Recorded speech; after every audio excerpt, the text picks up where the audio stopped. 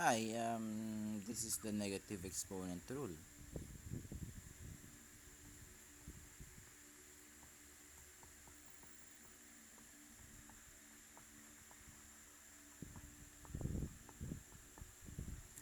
So,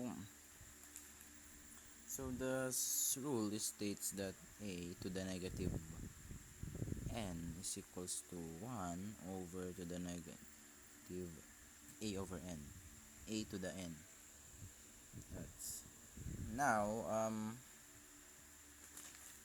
now that basically makes a lot of sense because the quotient rule states that a to the m divided by a to the n is equals to a to the m minus n. Now let us set m is equals to 0. It will be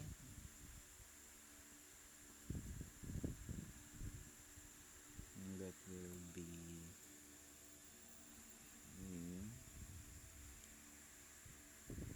now we are already talking about this, and a over and recall that in our sixth rule, the zero exponent rule, that here the base when the exponent is 0, that is equals to 1 divided by a over n is equals to, that will be 1 over a n. This is our rule. Now let me give you an example